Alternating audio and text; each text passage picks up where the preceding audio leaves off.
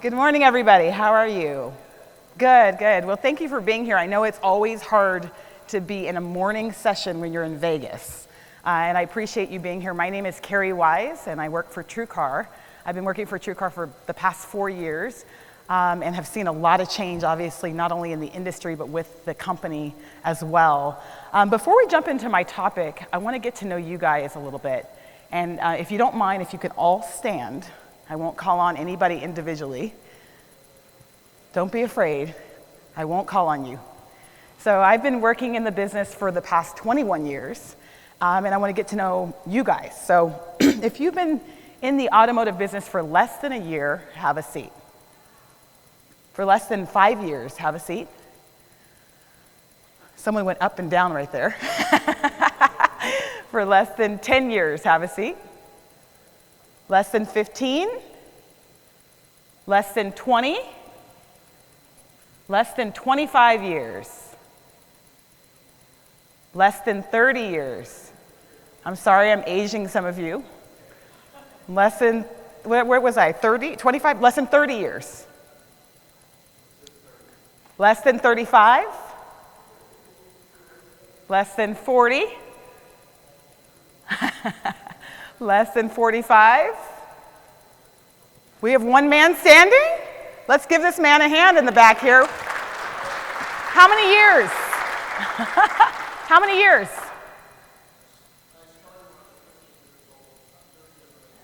Wow, that's amazing. Well, I love to be around that experience. If we asked him his stories of what he has seen in the industry, he could tell us a lot of war stories of what went on. But I would say there were a few of you that sat down under a year or under 5 years, and I would say your experience is just as valuable in my mind, because this industry has changed so dramatically. And as much as we know the people who have worked in the industry for 20 or 25 or 30 years, we don't know as much because things are constantly changing. And so I think the people that have just joined have a new perspective that they can bring. They might embrace technology differently. They might be millennials and understand those consumers. And I think that's just as powerful in this ever-changing automotive marketplace. So I'm going to talk to you guys about delivering a seamless retail experience, how to bring the showroom online and the digital in the showroom. And when you think about the automotive retail process, in many cases, we think of those processes online to offline as really two separate experiences. We have our showroom experience, and then we have our website or our online strategy. And really, we're in a world where those two worlds are merging. They need to merge together, because most consumers aren't thinking of those two as two separate experiences. And when you look at it, it's not driven by automotive, that's driven by other industries. If we put our consumer hat on, most of us interact with companies online and offline all the time. Who is a fan of Starbucks in the room? Anybody a fan of Starbucks in the room? Okay, I'm a raging fan of Starbucks. And they changed my life, one, when they got an app, right? A coffee company has an app, which is amazing because I now don't have to wait in line. I can order my coffee and go in and pick it up. And by the way, they changed my life again when they added drive-thrus. So once again, I can order it online, I can go and pick it up, or I could order it through the drive-thru. Either way, consumers like me are really into how can I save time? How can I make it convenient? And a lot of times incorporating that online experience is important in achieving that. So what I'm going to share with you today are some consumer insights. And my approach whenever I speak is it's not my job to teach you guys how to sell cars. Many of you have been selling cars for years. It's not my job to teach you how to be necessarily expert marketers. You know your consumer better than me. But what we have as an advantage in working at a company like TrueCar is that we're watching 7 to 8 million shoppers on any given month. And we understand how they interact on our website, what causes them to submit a lead, and what ultimately causes them to purchase. We also do research. Tens of thousands we've done over the last couple years researching consumers, understanding their pain points and perceptions. And the most important thing that we do is we study dealers. And so you'll see some snapshots from real independent dealers out there that are doing some great things. They have high close rates and they're doing tactics. And I think that's the best way to learn. Best way to learn is not from a vendor telling you, but it's from other dealers that do it well. So let's jump into it. If you don't know who TrueCar is, some of these insights are going to be drawn on what we learned from dealers that interact on our program. One of the things that's interesting about TrueCar is we're not TrueCar.com, just TrueCar.com. We power 500 different websites, USAA, Sam's Club, PenFed. We power these different websites, and we learn a lot on how dealers customize their experience across these different platforms. We also have TrueCar Trade, which allows a consumer to get an upfront value on their trade-in vehicle or get an appraisal on a car. And so that has just been introduced. We partnered with Robert Hull and said he's the largest wholesaler in all of North America. So he's who is helping us get those values on TrueCar Trade. And lastly, Dealer Science, the digital retailing business. So we're offering consumers upfront monthly payments, penny perfect payments on the dealership's website. From an independent standpoint, we have almost 4,000 independent dealers on. So when I'm talking about independent dealers and we're showing examples, we're drawing from our set of dealers that are working the program across TrueCar and these other affinity partners. And about 35% of our sales, and we match our leads to sales, are people who are purchasing a used car. So let's jump right into this. The disconnects in the process, I think, is a very important discussion to have. Because you'll hear all of these new things that are coming out. You'll hear buzzwords like digital retailing and all these different tactics. And I think what we often forget is going right back to the basics. You could have a digital retailing widget on your site, but if your process isn't connected, it won't really matter. And so when we look at consumers, one of their pain points is the disconnects, the inconsistency between what they experience online when they talk to you, when you're responding to a lead, and what they see in the showroom. So let's back up a bit. We asked consumers what were their pain points in the car shopping process. And just as background, we had consumers keep a 4-month diary of everything they did when they were shopping for a car. Did they go to the OEM site? Did they go to the dealership site? How did they interact when they were shopping? So what do you think they told us were their pain points when buying a car? Throw them out, just yell them. What do you think we heard as themes? Taking too long. Is that what you just said? Okay, so both of you are right. So taking too long, time, and then inaccurate information, right? Inconsistent information once they get in the store. What else? What was that? Finance, absolutely. Yep, the F&I experience. What else is that? The car was already sold. Mm-hmm. Any others? Am I getting a fair deal? Very good. What else? Any others? What was that? They felt pushed to purchase, pressure. You guys got them all. I think you got them all. You talked about time. So you could see this consumer says the waste of time. The absolute worst part of the experience was the waiting. And I think that I find that when I look at all my history of looking at consumer research, it's not the total time they spend, it's what they did with their time. And waiting is just like scratching your eyeballs out as a consumer. It's the worst part about any experience, and we all have our devices and technology, and we're used to the Amazon Prime style of buying anything. It happens fast. Lack of transparency, so they want more information up front, whether it be on your website, whether it be when they call the store. Validation, someone said the fairness of the deal, and this certainly came up. What I often find is that consumers aren't necessarily looking for the lowest price, but they do want to feel good about the price. They want to feel good that they won't go home and find out that their next door neighbor bought the same car for a lot less. So the validation is a critical piece. Pressure, I think someone said being pushed into the car, and that certainly came up. This person said the salesperson did not, I can't see this here, did not listen to anything we said, right? They pushed us on what they cared about, not what we cared about. So the pressure, and I think this is a big one because as an industry, we've been trained on our sales process. We have our 10-step sales process. We have our talk tracks. But the reality is that every consumer isn't the same. They're at different points of the process. So taking a consumer that is at step 4 of the process and bringing them back to step 1 will frustrate them. Pushing them in a direction that they didn't intend to go in will frustrate them. And the last one, which we're going to spend more time on, is the online disconnect.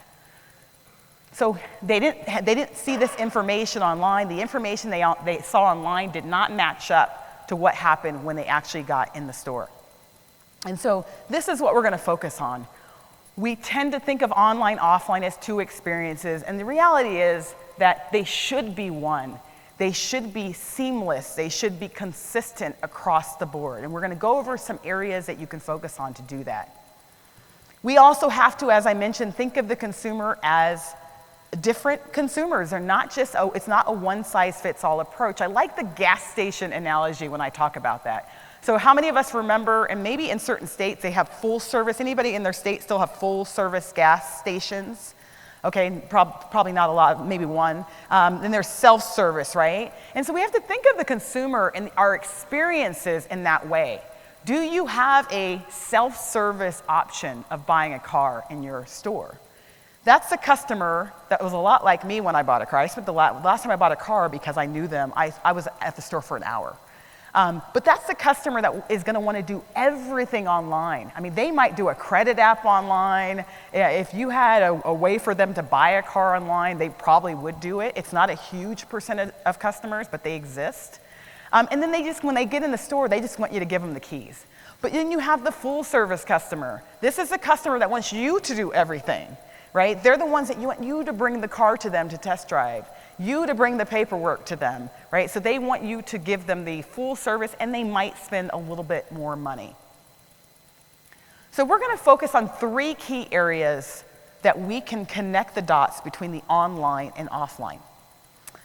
And they really start with the marketing messaging, right? How we attract consumers. And my question for you as we kind of go through this, and I want you to think about is, if I went to your dealership website, would it be compelling enough for me, the messaging I see, for me to understand why you're better than the independent store or the franchise store down the street? Is your marketing messaging, is it as good as your sales pitch if I was to walk in? I would venture to say for the average dealer, that's not the case. A lot of dealers I work with are doing great things, but I go on their website and I don't see it. They have a great sales pitch when I go in the showroom, but I don't necessarily see the 5 reasons why I should be purchasing from this dealership or shopping at this dealership on their website. So we're going to talk about that. The online lead handling experience. So once someone submits a lead and that transition from online to offline, what does that look like in terms of the connecting the dots? And then the trade appraisal experience. This is probably the biggest rub for consumers, is the trade appraisal. There's a huge trust gap in that. And part of it is the disconnects between what happens online, offline. So let's jump in to marketing messaging. Can we all agree that we value products that solve our pain points? Does anybody disagree with that? Right? When we think about the products we purchase, so how many of us are Amazon customers, Prime, Amazon Prime? Okay, almost everybody. Okay. Are we getting the best deal when we buy a product through Amazon? Yes or no? Not always. I think that's the best answer. Not always, right? Maybe sometimes, but not always. Well, then why do you purchase through Amazon? Convenience, right? You want it delivered. I live in LA. You can get it delivered the same day, next day. It's the convenience. So you're willing to pay more.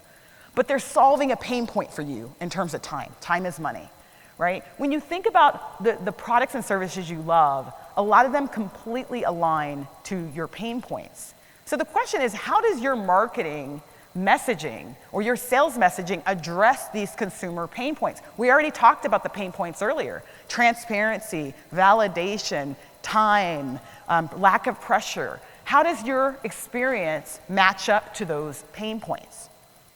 So we put this to the test. We said, we want to talk to consumers and find out what messages work with them. What messages resonate with them? What are differentiated from a dealership standpoint? And we asked them 2 questions. The first one we said was, thinking about all these different attributes, right? We put all these different characteristics about a dealer in front of them. Which of the following caused you to select the dealership? Which of these attributes caused you to put the dealership on your consideration list? And the second part of that was, how difficult or easy was it for you to find this type of information? So in other words, if it was difficult, that meant that there weren't a lot of dealers advertising this on their commercials, on their website, in their marketing messages, and their value props. If it was easy, that meant everybody in town was talking about this. They were bragging about this, okay? So we're gonna take a look at the quadrant. It looks a little bit more complicated than it is. If you're to the left side of this, anything to the left of that line in the middle, that means it's something that's not as important to the consumer when selecting a dealership. That means if you hope your marketing message is something to the right. That means that consumers told us, this was the reason I chose a dealership. And then if we look from the vertical side, if you're at the bottom of the middle line, bottom, that means that it was easy for the consumer to find, meaning every dealer was bragging about it. If it's towards the top, it was harder to find. That means it was a unique differentiator. So let's break this down. We're going to start with the top left quadrant. This is something that wasn't as important in selecting a dealership, and by the way, it wasn't unique. It was easy to find. The one I want to call out is the #1 sales volume leader in the area. You see that particularly on the franchise side, but certainly when we win awards, when we win accolades as an industry, it's part of our culture to tell people about it, right? We're proud of that. Now, the question is, if you won an award, what does that mean for the consumer? And what I see here, and the way I translate this, is that the consumers are telling us that, what does that mean for me? What is what I call the WIFM? What's in it for me as a consumer because you have a trophy on your wall? So we gotta break that down. There's nothing wrong with winning awards, but we gotta help the consumer understand why you're #1. What's behind that so that it's clear to them and you're differentiated relative to average dealer. Let's move up to the top left here. So this is, once again, these are things that didn't really drive the consumer to select a dealership, but they are more unique. The one I will call out is buying a car online. You're hearing all this buzz about digital retailing. Put a button on your site that allows the consumer to buy the car, complete the entire transaction online. The reality is that while that is something that's going to come, it's definitely going to come down the line. Most consumers aren't there yet. It's a very small percentage of consumers that want to do everything online. A very small percentage of consumers that want to cut the dealership completely out of the experience. So that's why I think that's not showing up as something that is driving people to select a dealership. And the same thing with family-owned. Family-owned, you see a lot of we've been in the business for many generations. We've been around for this many years. There's nothing wrong with advertising that, but once again, we gotta back it up. Particularly with the new generation doesn't understand or have respect for tradition like I did or generations before me. You know, we look at certain companies and say, oh, you've been around this long and therefore I trust you. The new generation, it's like each company is on their own. They gotta prove the value regardless of how long they've been around. Okay, let's move to the bottom right here. And you can see that inventory comes up here. And this is a typical advertising message. We have more cars than anybody else. We have the right car for you. That certainly drives people to choose you as a dealership because you have the car they want. But just remember, it's not necessarily something going to be different in terms of helping you break through the clutter relative to other dealers. And the same thing with good dealership reviews. That's another one that I say as an industry, we've done such a better job of embracing reviews. If I looked you up on Google or other rating sites, I would guess you guys have a lot of reviews. You have decent reviews. And so we've done such a good job that while it's important to have good reviews, once again, it's not as much of a differentiator as it used to be. So the things in the top right are our bread and butter, and I'll let you guys take some pictures of that, but I will send you guys these slides as well after the fact. So the couple things that stand out, they all really tie to what we discussed earlier in terms of the consumer pain points. So you can see transparency was a theme we saw in the pain points, and you notice that upfront price, upfront trade offer comes up in this category as a reason consumers select you and something that they don't hear a lot of dealers talking about. Validation came up as a pain point, and you can see the fairness of the asking price. So help me feel good about it. Give me the independent benchmarks to make me know that I'm not overpaying. Help me understand your methodology in pricing your cars. A specific contact person, I think that one's really important. And something that, as an independent dealer, you absolutely have an advantage over franchise dealers. They want to know that you understand the cars, that you're the person in the store that's the expert. I will tell you, anybody a member of USAA in the room here? Okay, one member, thank you for your service. There are a couple members back there. What we find particularly with USAA customers, they have a lot of loyalty to USAA, right? They've served in the military, and we find that it's so much better when our dealers connect to that, right? They say, I'm the USA representative here at the tours. That's what that specific contact person is. And then F&I think someone talked about a pain point being F&I. You can see having an easy and convenient F&I experience is also important. Being able to get financed is a huge one, particularly on the independent dealer side.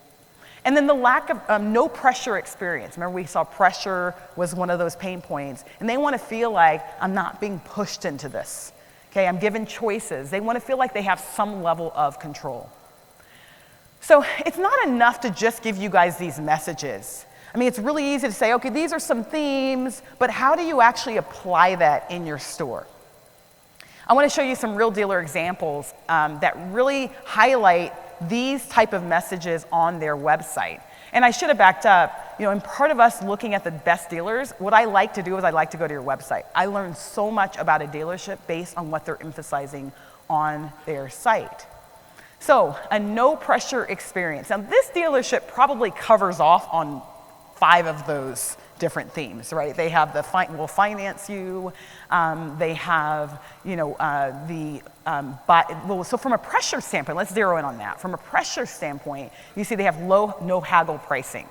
So there's no haggling, and that would give the message that this is probably a lower pressure dealer. Buy a car and try it out, right? So they're emphasizing, look, there's no pressure. You can buy the car if you change your mind. That's fine. There's a 7-day exchange policy.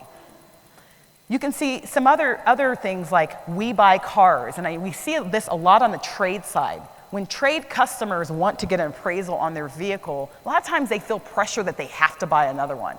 And so some messaging that typically works on the trade side is, hey, we'll buy your car, no obligation to purchase, right? You're indicating that you're a low pressure experience. We already talked about the USAA example of having a specific contact person in the store. If you're working with third parties, you obviously want to build your own brand, but there's no reason why you shouldn't try to connect to whatever third party you're working with. If they came to TrueCar and they spent 20 minutes and 10 plus steps going through that process, why not connect to the fact that you're a TrueCar certified dealer? Or whatever other third-party site. So that's what this dealership's doing. I'm your dedicated USA member. They're putting the military logos on their template. They're doing everything to connect the dots between that consumer experience and what they're going to deliver in the store. Upfront pricing. How many one-price stores do we have in here? Any one-price stores? Okay, so we have just a few. If you're a one-price store, this one's probably the easier one because you already have your pricing displayed on the site. If you're not a one-price store, I think it just comes down to emphasizing that there won't be pricing games, that you're going to put your best foot forward. It's not really, I'm not here to debate whether one price is the right way, but it's more about making them understand that they're not going to have to go through the back and forth of the typical price negotiation. TrueCar Trade is an example of an upfront trade offer, but there's other trade tools out there. So if you're working with the trade third parties, you want to definitely emphasize that as a value prop on your site, that you can get a trade value, in our case, backed by a check. Those are the messages you want to have on your site. And TrueCar Trade, obviously in this template, they're emphasizing that. Price validation. So how many of you have price widgets on your dealership website where it shows the consumer if it's a fair deal or not? Is anybody? Okay, so a lot of the third parties have APIs where you can push that in, and that works really well. One of the examples, I was speaking at a conference yesterday, and I find that this is happening a lot in the hotel industry. Has anybody ever gone to a hotel page and you get a rate on a hotel, and then up comes a box that tells you how it compares to Expedia and TripAdvisor? Anybody see that before? Okay, well what they're trying to do is they're trying to prevent you from leaving and going to Expedia. And I think sometimes we think about price transparency as kind of an ugly thing, like, oh God, if I give them the information, they're gonna go and shop me anywhere. But the reality is that most consumers are shopping at multiple sites, so why not give them information to try to keep them on our dealership site? So that's what this dealership's doing. They're showing third-party comparisons. They're also giving the consumer vehicle validation. So they're saying, look, we can give you a history report on your actual vehicle. So validation works on both the price and the vehicle itself. And then convenience and time savings. This one's the big one. I think it's the most important of all of the ones that I'm talking about. Anything we can do to save the consumer time. This is a dealership that is really focusing on out-of-state buyers. And so when you go on their site, they have a whole program or marketing program around out-of-state buyers, how they're going to offer a VIP experience in terms of the logistics of getting the car there, getting the customer the information, even from a financing standpoint. And so they're trying to draw consumers really outside of their market. So think about that. I mean, there's other things dealers do in terms of, offering to bring the car to the consumer from a test drive standpoint, paperwork standpoint. An independent dealer that I'm really good friends with, True Worth Auto in Indianapolis, they have on their website, buy a car in 30 minutes. In fact, it's buy or sell your car in 30 minutes. And you might say, well, that sounds crazy. How am I going to do that? Well, that's not going to apply to most people. That's not going to apply to most. But what they do is they lay out, if you want to buy a car in 30 minutes, these are the things you're going to have to do.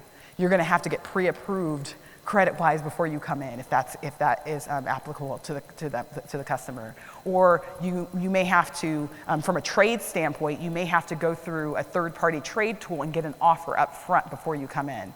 So things that we can do to emphasize time savings is huge from a consumer standpoint. And back to True Worth Auto, this is the dealership I was mentioning earlier. I think at the end of the day, whether you're doing some of the things that I'm recommending from a marketing standpoint, or you have your own unique value props, the question is, if I went to your site, would I see that up front and center? Would I see the 3 reasons why I should purchase from you, the 5 reasons? How many of you guys have a consumer pledge or promise on your dealership website? A pledge to the consumers. Okay, we can start there, right? Your pledge to the consumers, because the reality is that consumers are coming in armed, and we have to disarm them by helping them understand how we're different. And that's what True Worth Auto does. They have the 7 reasons that make them different relative to other dealers. The first one, we're time efficient. Wouldn't it be awesome to get the deal? It says, wouldn't it be awesome to get the deal you want in 30 minutes or less? We can make that happen. They're completely transparent. Whether it's the condition, the pricing, the financing, or just general car knowledge, we excel in all the details. You can say they talk about their culture. They talk about there's no reason to haggle. They talk, number 5, there's no hidden fees, right? So no dealer fees, no doc fees, non-commissioned sales staff. And they're the only ones that will pay you twice for the car. They have a very innovative vehicle appraisal program. It allows the consumer to opt in up front. You pay $750 for the marketing and reselling of your car. You pay for the reconditioning as a consumer. And if they sell your car at agreed upon price, they share half of the profit back to the consumer. So they do some really, might be crazy for some dealers, but really what I'm highlighting here is not their tactics. We can argue about their tactics. It's that they package it well. There's another store, they're a franchise store, but they're a one-price store called Champ.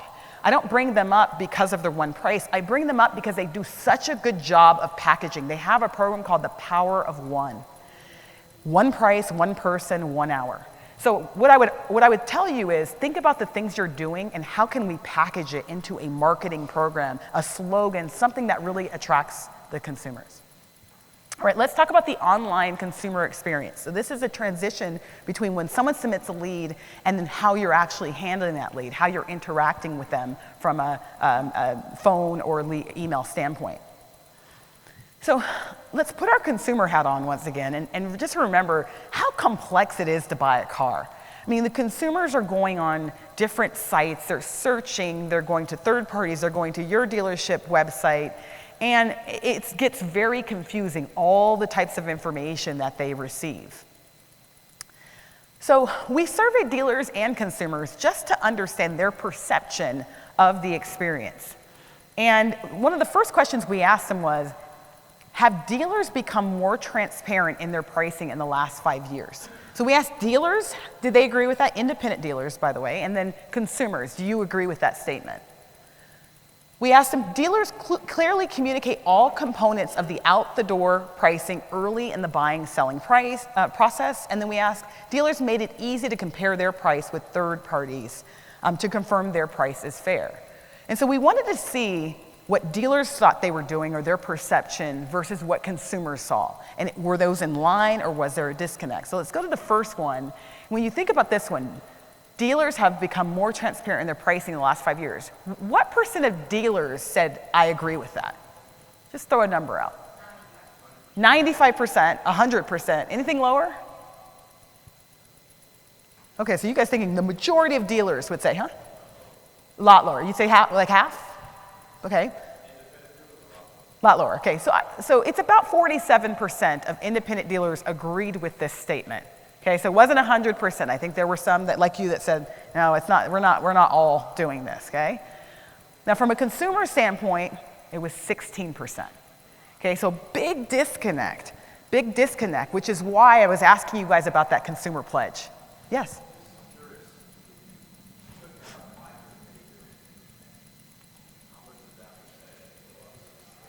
Absolutely, yeah. He said if you took buy here, pay here out, the number would go up substantially. Yeah, I agree with you. Okay, the next one. Dealers clearly communicate all components of the out-the-door pricing early in the buying process. They clearly communicate. What would you guys say on this one? 20%, 30%, 100%? Somewhere in there? What would you guys say? Throw out a number. 70%. All right, let's see. It's around the same, okay? So around 57%, and from a consumer standpoint, the same. Okay, so we're seeing the same trend, and on the last one, you're going to see a similar things.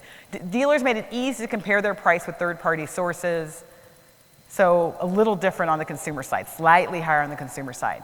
So you can see there's a disconnect there between the way we perceive ourselves and how consumers are seeing things. And that trust gap is really driven a lot by the discussion when it comes to pricing and validation. There's an opportunity there. When I look at one particular dealer experience, and I would say mystery shop yourself.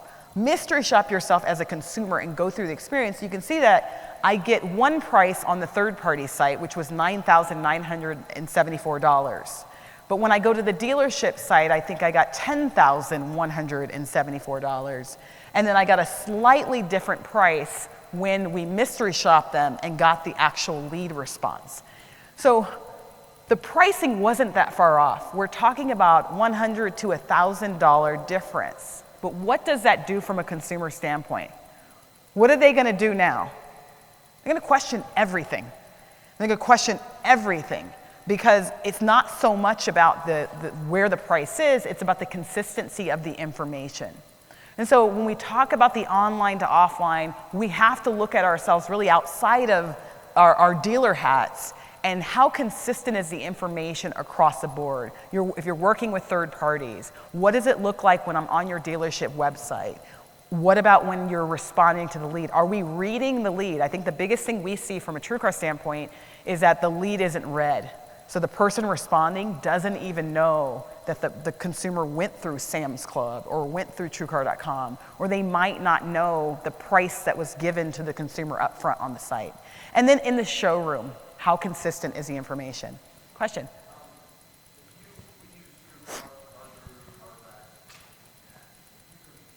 Yeah.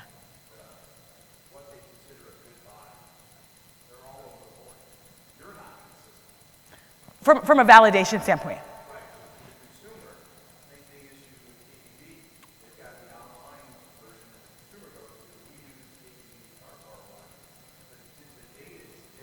Yeah, that's a good point. That's a good point.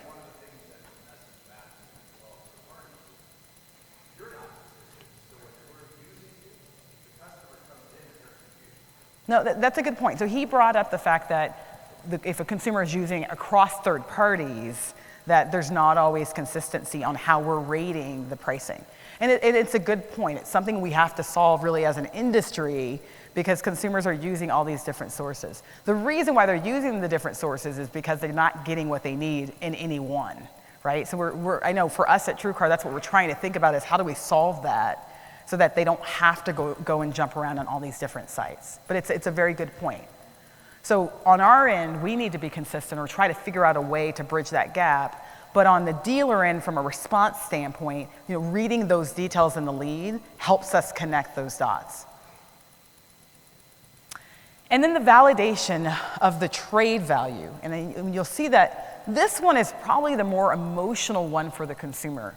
I think about the time when I sold my car. I drove a car for 12 years and got haggled by my coworkers, like, get rid of that car. I finally got rid of it, but I was so emotionally attached to the car. You think about our vehicles, it's the only thing that we name or apply a gender to. And so when it comes to the trade experience, there's a lot of friction there. I think we'd all agree that the best used cars come from the customer's garage from a profitability standpoint. And so what we're trying to do with our TrueCar Trade is really just give dealers an opportunity to acquire vehicles and save money at the auction. So I was talking about the friction between the trade customer who's wanting an appraisal on their vehicle and the dealership. And when we look at what consumers tell us they trust when it comes to information from dealerships, only about 31% of them said they trust the value of their vehicle being appraised. Only about 31% said they trust it. They trust information on the vehicle a lot more. They trust even financing and even the asking price a little bit more. But it's that trade appraisal, that vehicle appraisal where there tends to be a rub.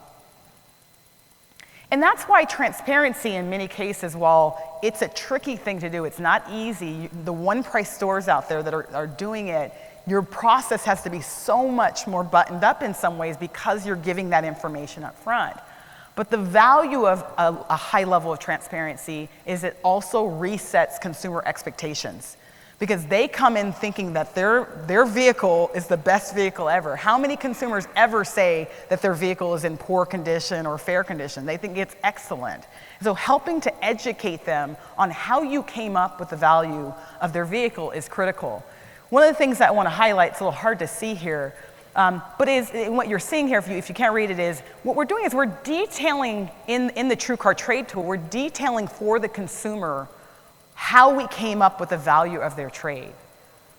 So think about TurboTax. I don't know if anybody uses TurboTax in the room, but when you use TurboTax, you're entering information about your lifestyle. I have 2 kids, I own a house, I'm married. And as I'm putting this information in, it's telling me what my refund is gonna be. It's telling me in real time. And so what we're trying to do is we're trying to do that from a vehicle appraisal standpoint. Allow the consumer to enter the information, and then as they're doing it, show them in real time how the condition, how these options impact the value of their trade. So in this case, you might see that if they have a 4-cylinder, that takes off $250.